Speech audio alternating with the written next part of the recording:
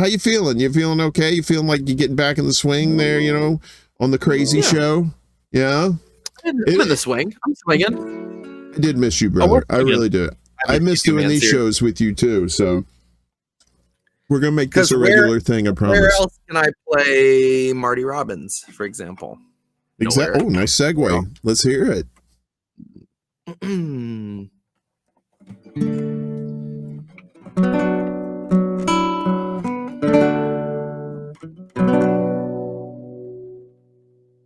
Fucking love Marty Robbins so much. I mean, not the man's whole discography. Admittedly, I'm a Western gunslinger era kind of Marty Robbins. Nice.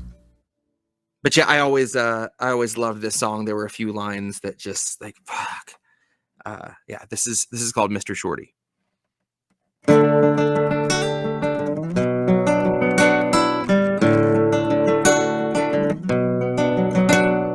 Nobody knew where he came from.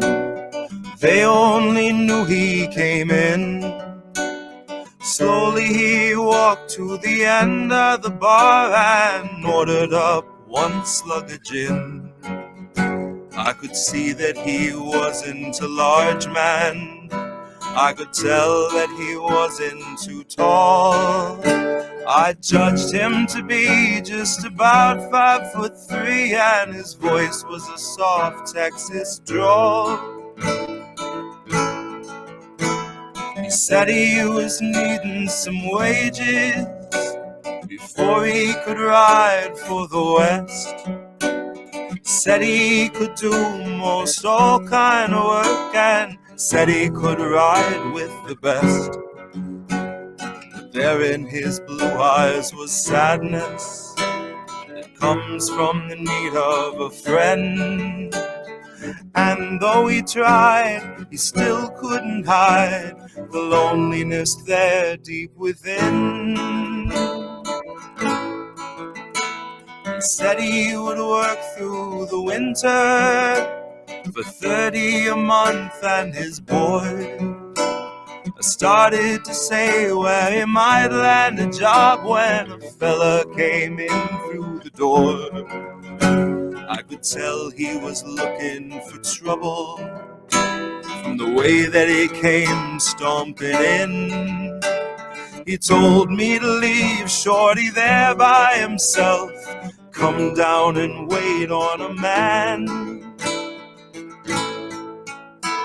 Well, the eyes of the little man narrowed, and the smile disappeared from his face.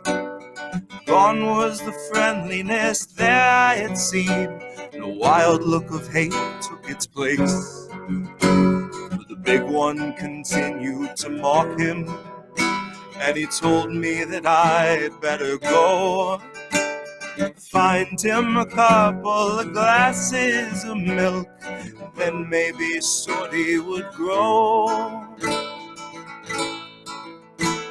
When the little man spoke, there was stillness. He made sure that everyone heard. Slowly he stepped back away from the bar, and I still remember these words. Oh, it's plain that you're looking for trouble. Trouble's what I try to shun. If that's what you want, then that's what you'll get, because cowboy, we're both packing guns. Oh, his hand was already positioned, and his feet wide apart on the floor. I hadn't noticed, but there on his hip was a short-barreled Bat 44. It was plain he was ready and waiting. Then he leaned a bit forward and said, when you call me Shorty, say Mister, my friend. Maybe you'd rather be dead. In the room was a terrible silence as the big one stepped out on the floor. all drinking stopped, and the tick of the clock said that death would wait 10 seconds more. Oh, he cursed once or twice in a whisper, and he said with a snarl on his lips, "Nobody's mister to me, little man," and he grabbed for the gun on his hip. But the little man's hand was like lightning, and the bat 44 was the same. The 44 spoke, and it sent Latin smoke and 17 inches of flame. For the big one had never cleared leather, was beaten before he could start. A little round hole had appeared on his shirt. The bullet went clear through his heart. And the little man stood there a moment, then he holstered the bat 44. It's always this way, and so I never stay. And slowly he walked out the door. Nobody knew where he came from. They won't forget he came by, and they won't forget how a 44 gun one night made the difference in size. As for me, I'll remember the sadness that was shown in the eyes of the man. If we meet someday, you can bet I would say that it's me, Mr. Shorty, your friend.